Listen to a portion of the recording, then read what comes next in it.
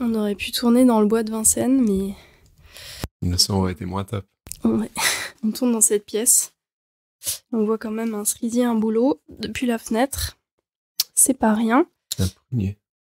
Ouais, c'est un prunier. Ah bah tu vois, j'ai toujours cru que c'était un cerisier. Bon, c'est la même famille, hein. Rosacée à ma décharge. Et c'est même le même genre. Ouais, et c'est bien des tulipes à ta... Alors ça, je suis moins professionnel de la plante ornementale. Mais...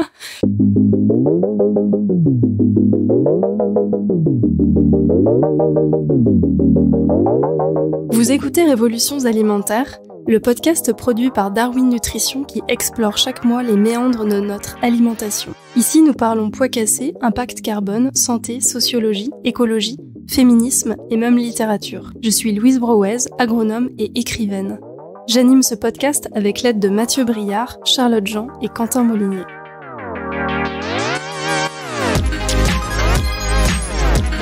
Aujourd'hui, nous allons arpenter la nature tout en restant en ville. Nous allons, grâce à notre invité, en savoir plus sur les plantes médicinales et leurs vertus, et sur les champignons qu'on trouve dans les parcs publics, parfois à portée de main.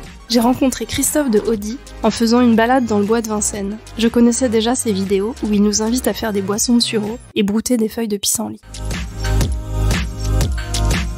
Christophe a fondé Le Chemin de la Nature en 2011. Herbaliste, botaniste et mycologue de terrain, il anime des balades, des ateliers et des formations depuis plus de 12 ans à propos des plantes sauvages, des champignons et de leurs usages culinaires et médicinaux.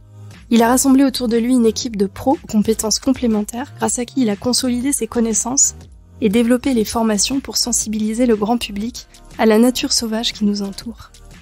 Ses contes sont truffés de vidéos de vulgarisation sur les plantes, les champignons et leurs usages. Bonjour Christophe. Bonjour. Comment avez-vous eu l'idée de lancer le chemin de la nature ?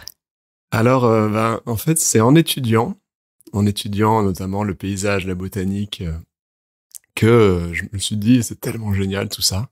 En fait, j'ai découvert les plantes médicinales et comestibles depuis que je suis petit.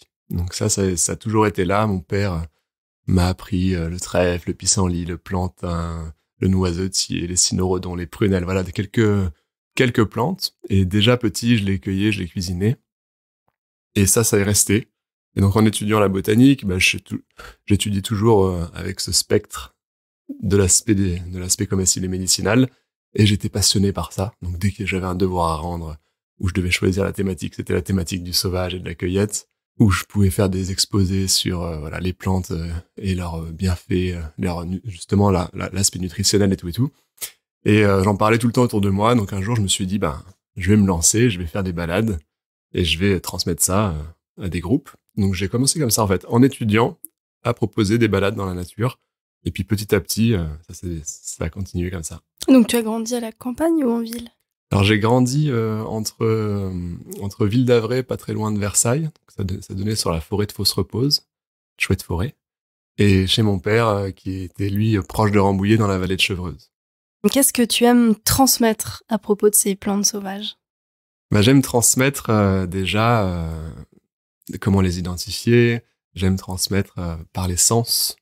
Donc voilà, apprendre à les identifier déjà par la vue, en sachant les décrire et savoir comment les identifier par des, on va dire, critères botaniques. Et puis ensuite en passant par les sens, les toucher, les sentir, les goûter si possible. Et puis avec des anecdotes, bien sûr, sur leurs usages et pourquoi pas des petites dégustations. Alors vous organisez donc avec le chemin de la nature des stages. J'en ai vu au bois de Vincennes. J'ai lu aussi qu'il y en avait au but de Chaumont, au bois de Boulogne. Donc il y a quelque chose de très citadin. J'aime bien l'idée que la nature soit présente aussi en ville. Toi, tu habites Vincennes. Là, on est à Saint-Mandé pour enregistrer, donc on est tout près du bois de Vincennes. Est-ce que tu peux nous dire les plantes qui sont, ces plantes comestibles, voire médicinales, qui sont présentes là juste autour de nous, en banlieue parisienne, à Saint-Mandé ? Alors comme tu dis, on a de la chance, nous les Parisiens, on a 2 grands bois, le bois de Vincennes et le bois de Boulogne, qui font chacun 1000 hectares, donc ça nous fait 2000 hectares. Et c'est accessible en métro, donc en quelques minutes, on y est. Et on peut marcher des heures et des heures et des heures. Et il y a beaucoup de diversité. Donc en plantes, il y a environ 700 à 800 espèces différentes. Donc une espèce, c'est, un exemple, c'est la pâquerette, quoi. La pâquerette, le plantain lancéolé, la grande ortie, ça, ce sont des espèces. Les 3 que j'en ai cités, mais il y en a presque 800. Et les champignons, il y en a plus de 1000. Donc rien qu'au bois de Vincennes, eh ben, on en a pour des années avant de tout connaître, quoi. Et voilà, j'ai cité 3 plantes, mais on a du sureau, on a de l'églantier qui donnent les petits fruits rouges là qu'on appelle les cynorrhodons, ouais.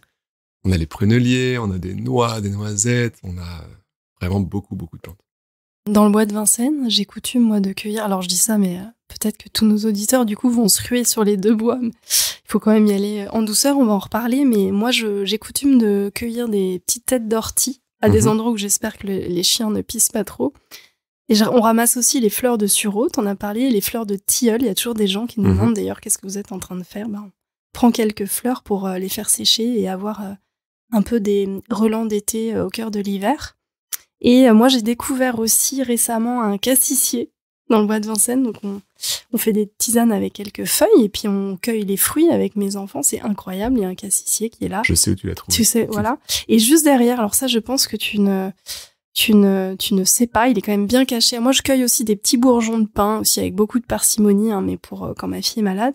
Et au milieu d'un massif de pin, on a l'impression que je parle du Vercors, mais non, je parle bien du bois de Vincennes. J'ai trouvé je crois que c'est un citronnier sauvage. Mon père m'a donné le nom latin. J'ai oublié.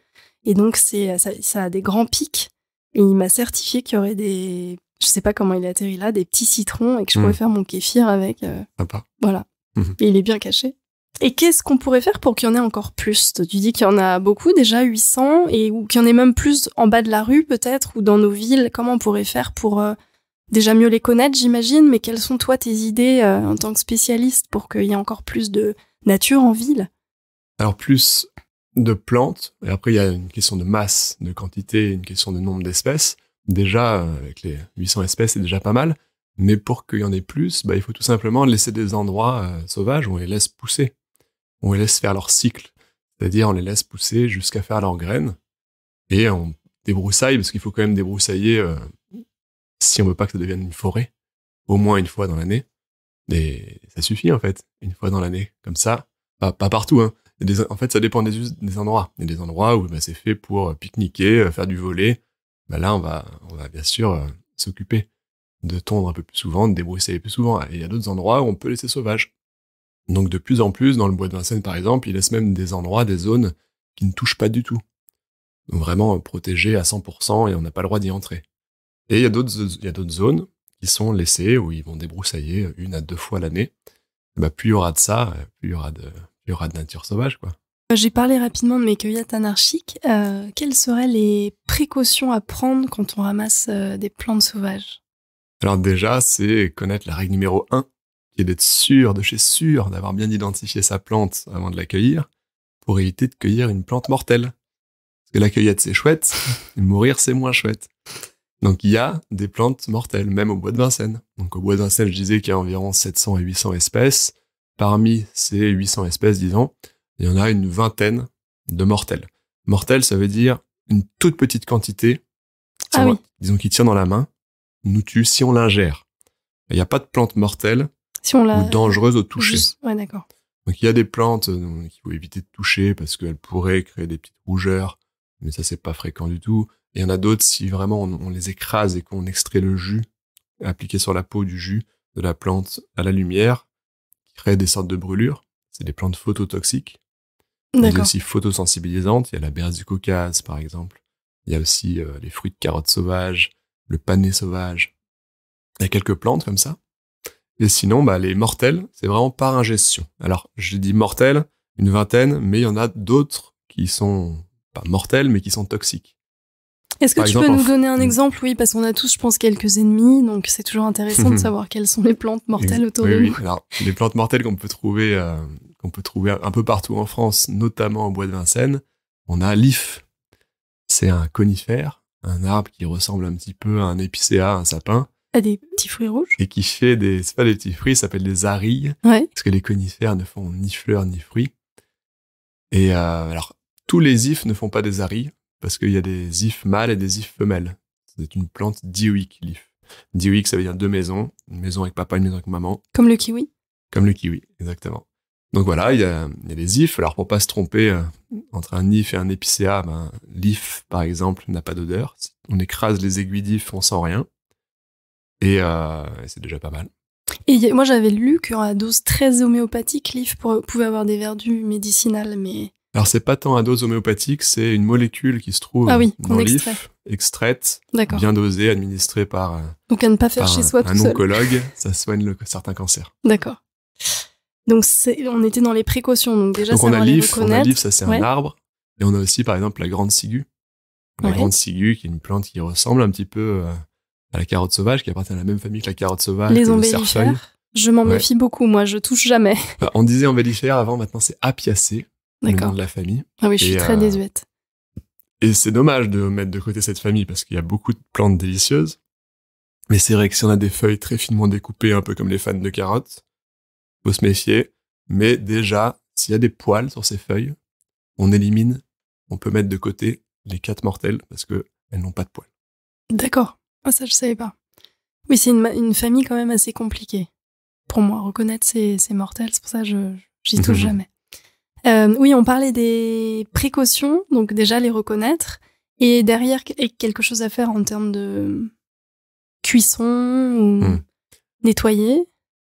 Alors, ça c'est bon, pour pas mourir, c'est vraiment la règle numéro 1, c'est important. Ensuite, on va essayer de s'éloigner des endroits où on est sûr que c'est pollué, donc bord de route.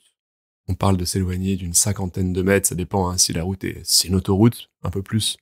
Et dans l'idéal qu'il y ait des arbres entre la route et la cueillette, ça fait barrière. Donc les champs cultivés, aux abords des usines, les décharges, les chemins de fer qui sont très traités, qui ont été très traités, beaucoup traités. On est en train d'éliminer quand même une grande partie du territoire là. Non. Chemin de fer, décharges, autour des usines, après ça laisse énormément de... Les routes, les champs, les usines, au bord des routes, après dès qu'on s'éloigne un peu, ça va. D'accord. Non. C'est une petite partie du territoire. Et ça c'est pour, on va dire, la pollution liée à des métaux lourds, notamment pesticides, etc. Ensuite, on entend parler des parasites potentiels transmis par les animaux. On entend souvent parler du renard, le pipi du renard, alors qu'il n'y a pas de problème avec l'urine de renard. C'est l'échinococcose alvéolaire. C'est ça, l'échinococcose alvéolaire qui est transmise par les crottes et non pas par l'urine. J'ai jamais vu de renard dans le bois de Vincennes. Ah, il y en a une vingtaine. Ah, c'est vrai? Apparemment. Il y a 2 ans, ils en ont compté une vingtaine. Enfin, en tout cas, il y en a beaucoup sur le territoire français. Oui, il y en a beaucoup. Après, il y a des zones où ils sont plus ou moins atteints par la maladie. Et bon, vu que c'est transmis par les crottes, une crotte. Alors, les renards font leurs besoins en plus sur les chemins, sur les promontoires, ils veulent que ça se voit, quoi. Ils veulent marquer leur territoire, ils vont pas les se cacher. Donc, l'idée, pour limiter ce risque, donc là, j'ai parlé du renard, mais il y a aussi des risques potentiels avec les crottes de vaches, de moutons, etc. Donc, dans les pâturages, faire attention. Et ça, c'est la douve du foie qui est transmise par ces animaux-là. Et cette douve du foie, c'est un parasite qui a besoin de l'eau pour faire son cycle. Donc, on se méfie des plantes qui poussent dans l'eau, proches des pâturages de moutons, de vaches, dans une moindre mesure de chevaux. C'est pour ça qu'on parle du cresson pour ça. Oui. Mais attention au cresson, il y a la douve du foie. Alors, le cresson cultivé, il n'y a pas de problème, hein, ça va être le cresson sauvage qui est proche de ces pâturages. Donc, du cresson, par exemple, au bois de Vincennes, il y en a, et ben, il n'y a pas de souci. Parce qu'il n'y a pas de pâturage. Donc, pour ces 2 parasites, qui sont ceux vraiment qui potentiellement sont les plus problématiques pour la santé, bien que il y a très très peu de cas. Hein. Donc là, on est sur des risques vraiment théoriques avec très peu de cas. Il y en a, donc il faut en parler. Mais ça on a plus de risques de mourir en mangeant un hamburger il y a plus de risques de mourir. Et c'est intéressant que tu en parles parce que ces risques-là, ils existent dans l'alimentation en général. C'est-à-dire qu'à partir du moment où on mange cru, bah, c'est pas exclu qu'il y ait un parasite sur les aliments crus. Et nettoyer à l'eau, ça suffit pas. On ne peut pas être sûr. Donc, selon les études, par rapport à ces parasites, ce qu'il faut faire pour vraiment avoir le risque 0, c'est de les cuire. Et une cuisson, à partir de 100 degrés, 1 minute, ça suffit. 1 minute à cœur. Hein. Et sinon, si c'est une température de cuisson entre 60 et 100, pour être large, on fait une dizaine de minutes. Et sinon, bah, si on veut quand même manger les plantes crues, par exemple, l'ail des ours, en ce moment, là, début mars, mais on va pouvoir en cueillir jusqu'à fin mai.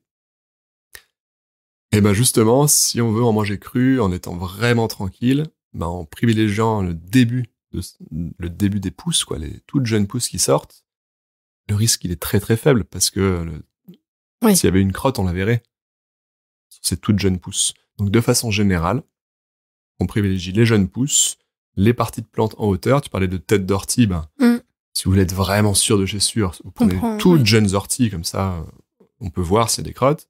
Et sinon, l'ortie, elle va pousser, et une fois qu'elle fera 30, 40 cm, en prenant les têtes, les sommités, il n'y a pas de souci. Et puis on nettoie quand même, de façon mécanique, à l'eau. Vraiment. Moi, je mets un peu de vinaigre, mais ça sert à rien. Ça sert à rien pour les parasites que j'ai cités. Et mettre un peu de vinaigre, ça sert pas à grand chose. En fait, le vinaigre aurait une utilité sur certains micro-organismes type champignons, vraiment microscopiques, parce qu'ils n'aiment pas l'acidité. Mais il faut mettre suffisamment de vinaigre pour que l'acidité de l'eau de trempage soit abaissée. Donc, on parle de mettre une dizaine de % de vinaigre pour que vraiment on soit sur un pH de 4 environ par rapport à l'eau. Si on met juste un tout petit peu de vinaigre, ça sert pas à grand chose. Donc, vaut mieux juste D'accord. On peut frotter, on frotte sur le dessus, sur le dessous des feuilles, comme ça on décroche les éventuels œufs de parasites qu'il y aurait.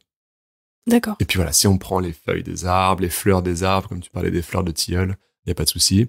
Et pour info, la maladie du renard, l'échinocoque, le parasite, est détruit au séchage aussi. D'accord.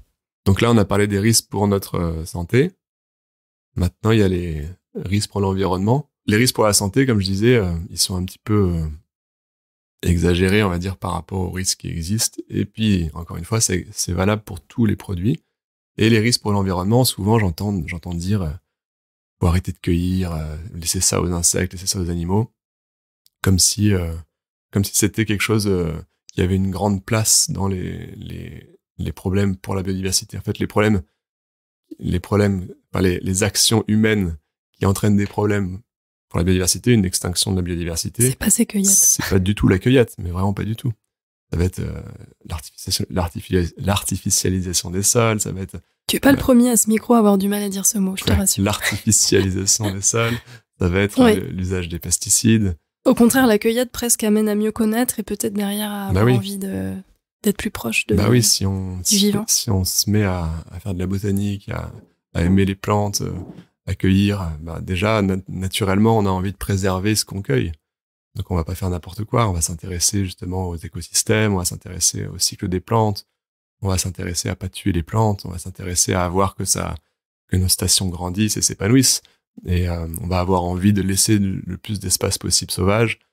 Donc, si un jour tout le monde se mettait à cueillir, j'entends aussi souvent cette phrase, on en est très, très, très loin.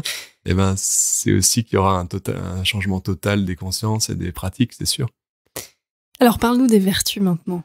Donc, les vertus, déjà, elles sont très riches en nutriments, les plantes, en moyenne plus que les légumes cultivés. Elles sont très riches aussi en molécules actives qui peuvent avoir des propriétés médicinales, plus aussi que les légumes cultivés, parce que les plantes, elles se débrouillent toutes seules en quelque sorte, elles coévoluent avec les animaux, avec les insectes, et elles se plus d'antioxydants aussi, alors peut-être. Ouais, c'est ça. Plus d'antioxydants, plus de molécules qui peuvent avoir des effets sur le fonctionnement du corps, justement du fait de cette adaptabilité à leur environnement. Et donc en nutriments, on a des plantes très très riches. On pourrait parler des protéines, par exemple. Il y a les plantes les plus riches en protéines. Plantain ? Non. Non, c'est pas dans les plus riches. Alors on a l'ortie, on a le cresson. Encore le cresson. Une plante un peu moins connue, c'est le cicimbre officinal, une plante de la famille du chou, comme le cresson d'ailleurs. La famille du chou, c'est la famille des brassicacées. J'avais dit crucifère, mais j'ai encore raté un wagon. Ouais. Et on a aussi l'armoise, tiens. L'armoise, qui est une plante très riche en protéines. On a aussi la bourse à Pasteur, Capsule bourse à Pasteur, qui s'identifie facilement parce qu'elle fait des petits fruits en cœur. Quand elle est en fruit, on la reconnaît facilement, elle est très commune. Donc ça, c'est des plantes qui vont contenir en moyenne jusqu'à 40% de protéines de leur poids sec. Ça veut dire, en gros, tu as 100 grammes de feuilles d'une de ces plantes, et dans ces 100 grammes de feuilles, tu as 40 grammes de protéines, et des protéines avec, pour la plupart, en tout cas pour l'ortie, là on est sûr, toutes les plantes n'ont pas été étudiées dans le détail, mais pour l'ortie, en tous les cas, il y a tous les acides aminés essentiels. Ah bon, c'est pas que quand on dit souvent dans les céréales, il y a une sorte, dans les légumineuses, une autre. L'ortie, elle a les 20. Il y a tous les acides aminés essentiels. Ouais, d'accord. Incroyable. J'ai pas dit qu'il y avait les 20, forcément. Les essentiels, d'accord. Essentiels. Les 9. On va se ruer sur l'ortie. Les bien équilibrés. Donc ça c'est pour les protéines. Après, dans les plantes sauvages, on a potentiellement tout. Donc là, j'ai parlé des protéines dans les feuilles. Après, on a des protéines bien sûr dans d'autres parties de plantes, dans les graines, les oléagineux, les noisettes, les noix, les faines de hêtre. Donc là, il y a aussi des protéines, mais il y a surtout des lipides. Donc là, on a les lipides, les bonnes huiles, quoi. On a l'argousier aussi qu'on trouve sur le littoral, qui contient beaucoup de lipides et beaucoup de vitamine C. Donc on a aussi justement les plantes. On a des plantes riches en glucides, bien sûr. Les châtaignes, contiennent beaucoup de glucides. On a aussi les glands, mais il faut bien enlever l'excès de tanin. Oui. Les glands des chênes qu'on peut manger. On a après, bien sûr, tous les petits fruits, les myrtilles, les pommes sauvages. Cassis, tous ces petits fruits, bien sûr. Et sûr. fibres, c'est ça dans le plantain, en fait. Ah bah, les fibres, il y en a dans quasiment toutes les plantes. Mais les plantes, principalement j'ai l'impression que le plantain, quand on achète du psyllium, c'est pas du tégument de plantain. Ces plantes-là. Alors, les graines de psyllium, c'est une autre espèce de plantain. D'accord, c'est pas celui qu'on trouve n'est pas notre plantain. Mais en effet, autour des petits fruits du plantain, on a des petits téguments, comme tu dis, qui sont très riches en mucilage, qui gonflent un petit peu comme les graines de chia aussi. Ouais. On peut dire les graines de chia. Plutôt comme ça qu'on dit, je crois. Oui, je crois qu'on dit que la botanique ne chie pas. C'est ça. Et oui, donc il y en a aussi. Alors ça, c'est des fibres particulières, des fibres qu'on appelle les mucilages. Oui. Mais sinon, les fibres, c'est important. On a besoin de fibres aussi dans l'alimentation et dans toutes les parties vertes, notamment, mais aussi dans le reste, on a beaucoup de fibres. C'est l'apanage du règne végétal, de toute façon, t'as raison. Donc j'ai parlé de vitamine C, magnésium. Magnésium, on en a beaucoup dans le kénopode, par exemple, dans l'oseille sauvage. Tu l'as dit très rapidement tout à l'heure, on est début mars, là, au moment de l'enregistrement, à quelques jours du printemps. On a parlé d'ail des ours, c'est quoi? Il n'y a pas encore grand-chose, là, qui sort, mais c'est quoi les plantes de saison, les plantes sauvages de saison, là? Alors, comme tu dis, on a l'ail des ours qui commence. On a, en ce moment, les fleurs de violette. Il y a les violettes odorantes, dont les fleurs ont ce parfum de violette permet de faire les sirops, les bonbons. On a des jeunes feuilles de berce commune qui commencent à sortir. La berce commune, c'est une plante qui appartient aussi à la famille des apiacées, enseignement embellifères. Très très bonne, que je fais crue, cuite, qui a un goût entre l'agrume, les épinards et la noix de coco. Très original. Qu'est-ce qu'on a d'autre? On a des feuilles de plantain qui commencent à démarrer. Là. On a les fleurs des prunus. Donc les pruneliers, les mirobolans aussi, c'est un autre prunier sauvage, les mirobolans. Et avec ces fleurs de prunus, tu fais quoi? Et avec ces fleurs, moi je fais des sirops et des liqueurs. Moi je fais des bouquets. Ouais, c'est vrai, j'ai vu. Et ben on peut faire des petits sirops, des liqueurs, et ça va avoir un goût d'amande amère. Puisque c'est la même famille. Donc il y a ce petit parfum d'amande délicieux, très agréable. Il y a très très peu d'acide cyanhydrique dans les fleurs, voire pas du tout. Donc, il n'y a pas trop de danger par rapport à cet acide cyanhydrique. On entend souvent dire attention. Oui. Bon, c'est vrai qu'il faudrait peut-être pas, par prudence, en consommer énormément, mais il y en a très peu. Et quelles sont, toi, tes plantes ou tes champignons préférés, si tu devais faire ton top 3 ou ton top 5? Alors, j'adore le pissenlit. J'adore le pissenlit parce que ce qui est génial avec le pissenlit, c'est qu'on peut vraiment consommer toutes ses parties. Et ça va être assez variable dans les textures et dans les goûts. Racines, feuilles, fleurs. Ouais, tout. Tout sauf les petits fruits avec le parachute. Là. Ça, c'est pas que c'est toxique, c'est que ça a moins d'intérêt. D'accord. Puis voilà, manger les poils, c'est moins mon truc. Donc les racines que je fais comme des pommes de terre, rissolées à la poêle, une vingtaine de minutes. Par contre, si vous les faites pas une vingtaine de minutes, il y aura une amertume. C'est vraiment à partir d'une vingtaine de minutes, à feu entre doux et moyen, juste coloré comme il faut, que l'amertume disparaît et que ça développe des parfums délicieux. Donc voilà, racines de pissenlit à la poêle. Feuilles en salade? Feuilles en salade, les jeunes feuilles de printemps de préférence, mais en même temps, tant qu'elles sont belles, moi je les mange. C'est peut-être que parfois, je vais pas faire une salade 100% pissenlit, si elles sont un peu plus avancées ou un peu plus amères. Mais quand même, en cuisine, on sait que ajouter une vinaigrette, parce que dans la vinaigrette, il y a de l'acidité, du gras, déjà pas mal. Et c'est bon pour la glycémie aussi, le vinaigre. Ouais, mais ajouter cette vinaigrette, ça va diminuer la sensation d'amertume. En fait, ce qui diminue la sensation d'amertume en cuisine, c'est l'acidité, le gras et le sucre. Donc moi, dans ma vinaigrette de pissenlit, j'ai tendance à ajouter un peu de miel aussi. Comme ça, on supporte mieux Et ça, c'est très bon pour la santé, en plus, ces jeunes pousses de pissenlit. Bah, c'est très bon pour la santé pour 2 raisons. Déjà, parce que c'est nutritif. Oui. C'est riche en provitamine A, en minéraux, en plein de choses. Et en plus de ça, c'est une plante médicinale qui va être tonique digestive, donc qui va stimuler la digestion, qui va augmenter l'appétit. Donc on parle de plante apéritive, et qui va aussi stimuler les fonctions du foie, c'est-à-dire qui va aider à fabriquer plus de bile et à l'évacuer, donc à mieux digérer un repas un peu gras, par exemple. Parce que la bile, ça permet d'émulsionner les graisses, qui permet ensuite aux enzymes de mieux les digérer. On dit que c'est bien là en mars, là un peu, elles arrivent et c'est pile au moment où c'est bien pour le foie d'en manger d'ailleurs. C'est ça, c'est vraiment en ce moment, là, début mars, que le pissenlit est tout jeune, mais encore une fois, j'en mange toute l'année, donc je parlais de tout manger. Après, moi, je mange aussi les inflorescences en bouton, juste avant que les fleurs ne s'épanouissent, et les petites boules. Là, je les fais aussi sauter à la poêle très rapidement, ou alors je les fais comme des capres. Oui, ou alors je les mets entières, comme ça, crues, dans les salades. Et puis les fleurs, après, on peut faire des sirops. Donc tu es un homme pissenlit, en fait. Je confirme que tu as l'air en très bonne santé. Écoute, j'aime beaucoup le pissenlit. Quels sont comme vous organisez donc beaucoup de formations, vous êtes confronté aussi à peut-être beaucoup de questions, et quelles sont celles qui reviennent le plus, les personnes qui viennent faire ces formations, c'est quoi leurs attentes, qu'est-ce qu'elles découvrent? Alors déjà, elles sont toujours étonnées de voir cette diversité. Hein. Toi-même, tu m'as posé la question, il y a des plantes au Bois de Vincennes? Quelles sont les plantes? Toujours étonné de voir qu'il y a toutes ces dizaines, ces centaines d'espèces aux portes de Paris.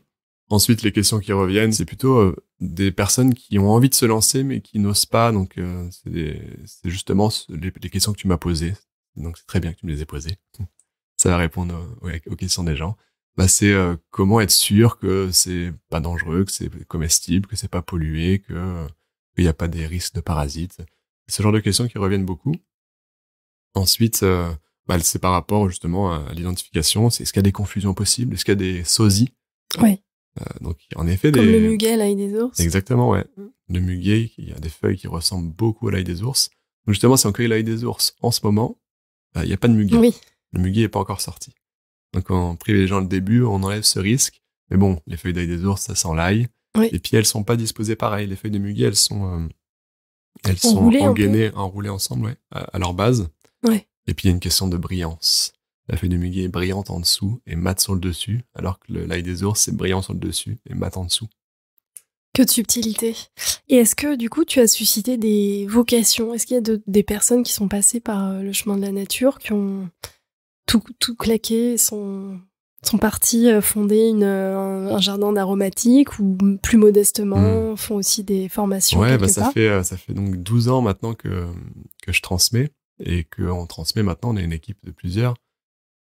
Et qu'on a créé des formations en ligne aussi, ouais. Des formations en ligne très complètes, hein, notre formation du cueilleur qui comprend tout, hein, la botanique, la cueillette, la cuisine des plantes, l'herboristerie, donc l'usage médicinaux des plantes. Et là, on a plus de 12 000 personnes qui la suivent. Et sur ces 12 000 personnes, il y en a pas mal qui se sont lancées derrière, ouais. Et là, d'ailleurs, on a envie de lancer une formation complémentaire, formation de formateur, justement pour motiver les gens qui ont un peu des freins à se lancer dans l'animation, voilà, qui se sentent pas légitimes. Mais pas besoin d'être un expert pour transmettre quelques informations. Et puis, s'ils suivent une de nos formations en ligne, a priori, ils ont déjà énormément d'infos. Comme tu disais, peu de gens ont des connaissances sur les plantes. Donc, il suffit de connaître 10 plantes correctement pour pouvoir largement animer une balade d'1h30, 2 heures. Moi, je vais le faire, alors je vais postuler. Mais oui. Pour finir, la question traditionnelle qu'on pose à toutes les personnes qui viennent au micro de ce podcast, c'est une recette. Alors, tu as parlé d'une ou deux recettes en passant, mais peut-être, si tu en as une autre, une recette ou un conseil nutritionnel pour les auditeurs. Alors, une recette. Alors, j'aurais tendance à conseiller pour les plantes de faire simple. C'est-à-dire de pas chercher à faire des recettes trop élaborées au début. C'est un jeu de mots, faire simple avec les plantes. Faire simple avec les simples. De pas faire trop compliqué au début pour vraiment percevoir le goût des plantes. Donc, je sais pas, j'ai parlé de la berce commune, par exemple, tout à l'heure. Ben, j'aurais tendance à conseiller de tester au début, tout simplement, de la faire en 3 façons. Première façon, tout simplement, bouillie. 1 à 2 minutes, on dit blanchir. On la blanchit, on la récupère, et puis ensuite, on essaie de la manger comme ça, avec un filet d'huile d'olive, ou un peu de beurre, ou de beurre salé, par exemple. Et puis, un peu de citron, on peut ajouter quelques gouttes de citron avec. et puis on goûte. Ensuite, c'est la faire tout simplement revenir à la poêle, comme des épinards, tomber dans le beurre ou dans l'huile, toujours avec un peu de sel et un peu de citron, moi j'aime bien. Et la faire crue, complètement crue. Donc là, ça peut être haché très très finement et mélangé justement avec de l'huile, un peu de sel, un peu de citron, aussi à tartiner, ou mixer avec de l'huile, un peu de sel, un petit peu d'acidité, citron ou vinaigre, et tester comme ça ces 3 façons très simples. Alors après, il y a plus simple encore, c'est goûter directement sur place. Brouter. Voilà. Après, veiller à ce que ce soit un endroit pas trop passant, et c'est peut-être mieux de le nettoyer avant. Mais voilà, goûter cru aussi. Donc j'aurais tendance à conseiller ça vraiment pour chaque plante, à faire simple. Merci beaucoup. Avec plaisir.